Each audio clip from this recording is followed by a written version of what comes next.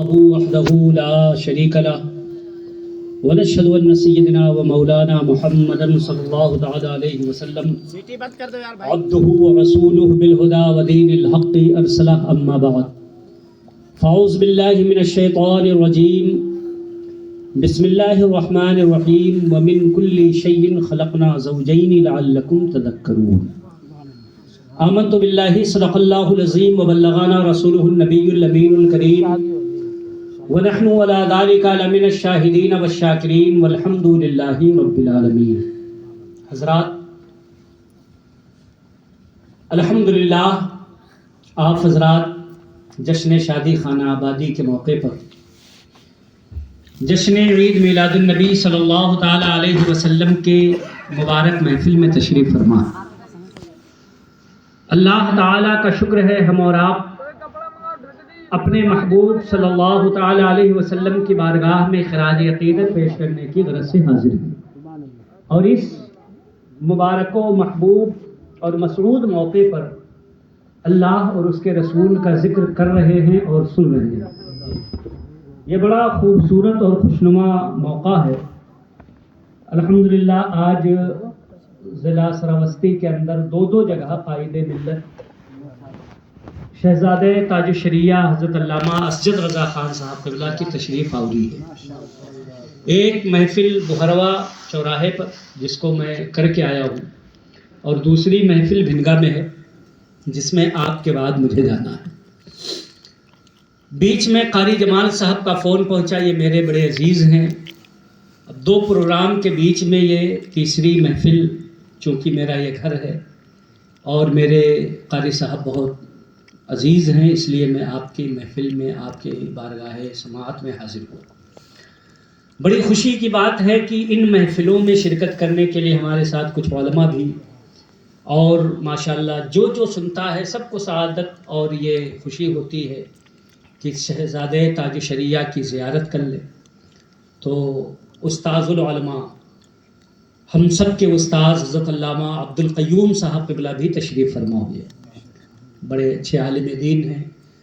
الحمدللہ پوری زندگی آپ کی پڑھنے پڑھانے میں ہم جیسے شاگرد پیدا کرنے میں خرچ ہوئی. بڑی اچھی تقریر بھی فرماتے ہیں. میں چاہتا تھا تھوڑی دیر وہ بھی تقریر کریں مگر آپ چونکہ بڑی دیر سے یہاں تشریف فرما ہیں تو مزید بہت زیادہ آپ پر بوجھ نہ بنانے کے لیے میں بھی تھوڑی دیر کے لیے حاضر ہو گیا ہوں.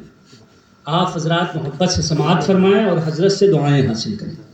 ٹھیک ہے کہ نہیں؟ ہاں یہ بڑی خوشی کی بات ہے کہ اتنے بڑے عالم آپ کے یہاں تشریف لائے. آپ ان کی زیارت کریں, ان کی دعائیں لیں, ان کی برکتیں حاصل کریں. درود شریف پڑھیں. اللہم صلی علی سیدنا شفیعنا حبیبنا نبینا مولانا محمد معدن الجود والکرم وآلہ واصحابہ وبارک وسلم صلاۃ و سلام علیک یا رسول اللہ صلی اللہ تعالی علیہ وسلم. سر تاب قدم ہے تنے سلطان زمن پھول. حضور صلی اللہ تعالی علیہ وسلم کا بدن مبارک سر سے لے کر کے قدم تک ایک ایک عضو آپ کا ایک ایک بال مبارک وہ سب ہمارے اور آپ کے لیے پھول کی مانند ہے. اعلیٰ حضرت نے ذہن دیا یا رسول اللہ سر تاب قدم ہے تنے سلطان زمن پھول. لب پھول, دہن پھول, بدن پھول, زبن پھول. تنکا بھی ہمارے تو ہلائے نہیں ہلتا. یا رسول اللہ تم چاہو تو ہو جائے ابھی کوہ محن پھول. اور پیشانی سے لے کر عرق شاہ مدینہ سائل کو عطا کر دیا خوشبو کا خزینہ. حضور کے پیشانی مبارک سے پسینہ لے کر آقا کا پسینہ اتنا خوشبودار ہوا کرتا تھا کہ جس دلہن کو مل جائے تو اس دلہن کی نسلیں خوشبودار ہوا کرتی. جس دلہن کو آقا کا پسینہ لگ گیا تو اس کی نسلوں میں آنے والی ذریت مہک اٹھی. میرے آقا کے پسینے کا یہ مقام ہے. تو جب بھی شادی کا موقع ہوتا ہے تو ہم اس پسینے کا ذکر کر کے اپنے خاندان کو معطر کر لیا. پیشانی سے لے کر عرق شاہ مدینہ سائل کو عطا کر دیا خوشبو کا خزینہ. پھر کہنے لگیں عائشہ امت کی امینہ واللہ جو مل جائے میرے دل کو پسینہ مانگے نہ کبھی عطر نہ پھر چاہے. نعرہ تکبیر، نعرہ رسالت، مسلک اعلیٰ حضرت، نعرہ تکبیر. پیشانی سے لے کر عرق شاہ مدینہ سائل کو عطا کر دیا خوشبو کا خزینہ.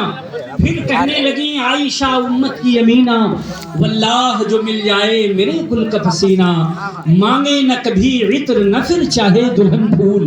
کیا بات رضا اس چمنستان کرم کی، کیا بات رضا اس چمنستان کرم کی، اس گلستان اس باغ کا کیا عالم ہے کہ جس باغ کی کلی خاتون جنت ہو، جس باغ میں پھول حضرت حسن و حسین ہو. اعلیٰ حضرت فرماتے ہیں کیا بات رضا اس چمنستان کرم کی، زہرا ہے کلی جس میں حسین اور حسن پھول. حضرات محترم، یہ شادی کا مبارک موقع ہے. شادی کیا ہے؟ آئیے تھوڑی دیر اسی شادی کے موضوعان پر، شادی کے موضوع پر میں آپ کے سامنے روشنی ڈالنے کی کوشش کرتا ہوں. آپ غور سے سماعت فرمائیں. شادی کس کو کہتے ہیں؟ شادی کیا ہے؟ ہم نے تو پوری دنیا میں دیکھا ہے شادیاں ہوتی ہیں. ہر سوسائٹی، ہر جماعت، ہر قوم میں شادی ہوتی ہے، ہر ملک، ہر قبیلے میں شادی ہوتی ہے. مگر سب کی شادیاں ان کی ضرورت ہے، ان کی رسم و رواج ہے، ان کا اپنا معاملہ ہے. مگر مسلمانوں کی شادی صرف اس کی ضرورت نہیں، مصطفیٰ کریم کی سنت. ہماری اور آپ کے لیے یہ عبادت ہے. میرے آقا نے ارشاد فرمایا اے میری امت کے لوگوں، النکاح من سنتی، یاد رکھو نکاح کرنا تمہارے محبوب کی سنت ہے، پیارے آقا صلی اللہ تعالی علیہ وسلم کی سنت ہے. آقا کریم صلی اللہ تعالی علیہ وسلم کی یہ سنت مبارکہ ہے. حضرات محترم، شادیاں ہر قوم، ہر سوسائٹی، ہر جماعت میں ہوا کرتی ہیں. مگر ہماری اور آپ کی شادیاں، مسلمانوں کی شادیاں، ہماری اور آپ کی یہ رسم و رواج ہی نہیں ہے، بلکہ باضابطہ قانون حیات ہے، باضابطہ شریعت کا ایک قانون ہے. شریعت نے اس کے مسائل سمجھائے ہیں. حضرات محترم، آپ غور فرمائیے تو آپ کو معلوم ہوگا کہ آج کے زمانے میں سائنس بہت ترقی کر چکی ہے. آج کے زمانے میں جب سائنس نے بہت ترقی کیا تو اس بات پر سائنس پہنچی ہے کہ دنیا میں جو جو چیزیں نشود و نما پاتی ہیں، جو جو چیزیں بڑھتی ہیں، جن کے اندر ترقی ہوتی ہے، بڑھنے کی صلاحیتیں ہوتی ہیں، ان تمام چیزوں کے اندر میل اور فیمیل ہوتا ہے، نر اور مادہ ہوتا ہے. آپ تمام جانوروں کو دیکھیں، ان میں بھی نر مادہ ہے. چرند و پرند کو دیکھیں، ان میں بھی نر مادہ ہے. آپ کیڑے مکوڑوں کو دیکھیں، ان میں بھی نر مادہ ہوا کرتا ہے. آپ مچھلیوں کو دیکھیں، ان میں بھی نر اور مادہ ہوا کرتا ہے. آپ پھول پودوں کو دیکھیں، ان میں بھی نر اور مادہ ہوا کرتا ہے. ان کے اندر میل اور فیمیل، مذکر اور مؤنث ہوتا ہے. آپ پیڑ پودوں کو دیکھیں، ان تمام چیزوں میں آج سائنس کی تحقیق بول رہی ہے کہ ہر وحوش و طیور کے اندر، ہر پیڑ پودے کے اندر، ہر نبات کے اندر تمام کے تمام بڑھنے والی چیزیں جن میں نمو پایا جاتا ہے وہ سب کے سب جوڑے میں بنائی گئی ہیں. آج کی سائنس یہ بول رہی ہے. مگر قربان جائیے عظمت اسلام پر، ہمارے اور آپ کے مذہب کے جو اللہ نے قرآن نازل کیا، اس نے 1500 سال پہلے ہمیں اور آپ کو ذہن دے دیا تھا وَمِن كُلِّ شَيْءٍ خَلَقْنَا زَوْجَيْنِ. ہم نے دنیا کی ساری چیزوں کو جوڑے میں بنایا ہے، سب کو جوڑے میں پیدا کیا ہے.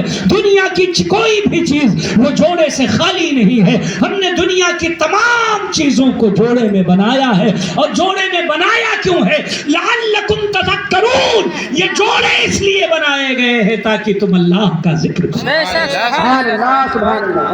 حضرات محترم، اللہ نے فرمایا قرآن کریم میں اس قسم کی ایک آیت سورہ رحمان میں بھی ہے وَكُلَّ شَيْءٍ خَلَقْنَا زَوْجَانِ. اللہ رب العزت نے قرآن شریف میں متعدد جگہ پر اس طرح ہمیں اور آپ کو ذہن دیا. مگر سر دست میں نے جو آیت کریمہ پڑھی ہے، اللہ فرماتا ہے وَمِن كُلِّ شَيْءٍ، دنیا کی ہر چیزیں خلقنا زوجین، ہم نے جوڑے میں بنایا. لعلکم تذکرون، تمہارے جوڑے اس لیے بنائے گئے ہیں تاکہ تم اللہ کو یاد کرو، اللہ کا ذکر کرو. میرے بھائیوں، آپ کا ہمارا سب کا جوڑا موجود ہے. اللہ نے سب کا جوڑا بنایا. آدمی جب شادیوں کی تلاش میں گھومتا ہے، ادھر ادھر نہ جانے کہاں کہاں انسان نظریں دوڑاتا ہے۔ ہماری مائیں بہنیں بڑی گہری نظر سے رشتوں کا انتخاب کرتی ہیں، مگر رشتے وہی فٹ ہوتے ہیں جہاں اللہ نے جوڑا ہے، جہاں اللہ رب العزت نے جوڑا بنا دیا ہے۔ ہر انسان کا جوڑا ہے، کوئی بھی مرد ہو اللہ نے اس کا بھی جوڑا بنایا، کوئی عورت ہو اس کا بھی جوڑا بنایا۔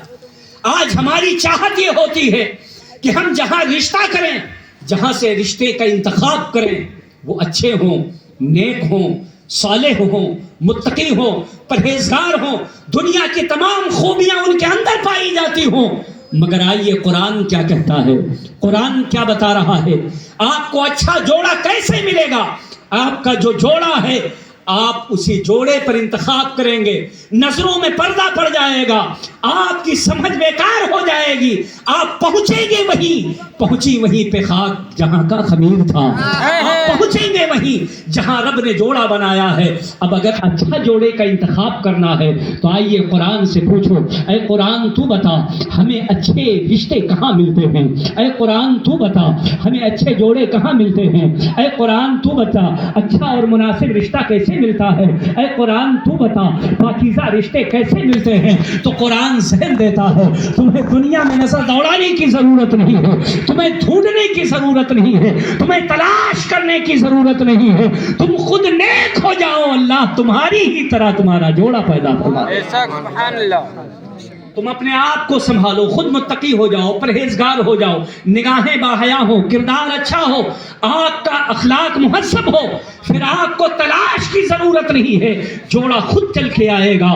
قرآن کہتا ہے الخبیثات للخبیثین والخبیثون للخبیثات، اللہ فرماتا ہے الخبیثات للخبیثین، خبیث عورتیں خبیث مردوں کے لیے ہیں، والخبیثون للخبیثات، اور خبیث مرد خبیث عورتوں کے لیے ہیں۔ پھر ارشاد فرمایا الطیبات للطیبین والطیبون للطیبات، پاکیزہ عورتیں پاکیزہ مردوں کے لیے ہیں، پاکیزہ مرد پاکیزہ عورتوں کے لیے ہیں۔ لہٰذا تمہیں اگر اپنا جوڑا اور اپنا رشتہ اچھا بنانا ہے تو پہلے اپنے آپ کو سدھارنا پڑے گا، اپنے آپ کو صحیح کرنا پڑے گا، اپنی کردار کو پاکیزہ بنانا پڑے گا، اپنی نگاہوں کو باحیا کرنا پڑے گا، اپنے اخلاق کو اچھا بنانا پڑے گا، اپنے صبح و شام کو روشن بنانا پڑے گا، اپنی جلوت و خلوت کو پاکیزہ بنانا پڑے گا۔ آپ پاکیزہ ہو جائیں گے، اللہ تبارک و تعالی تمہیں پاکیزہ رشتہ عطا فرمائے۔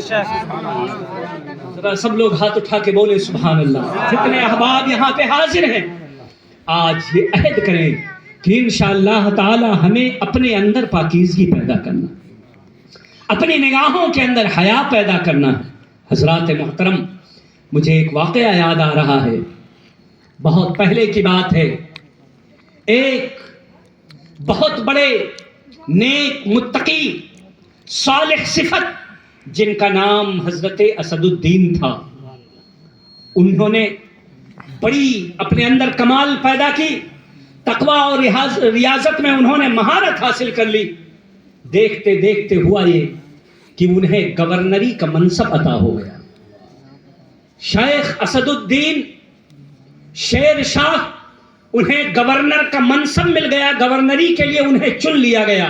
آپ اندازہ لگائیے کہ جو شخص گورنر بن جائے، گورنری کے عہدے پر فائز ہو، اس کا مقام و مرتبہ کتنا بلند و بالا ہوگا، اسے سماج اور قوم میں کتنی عزت ملے گی۔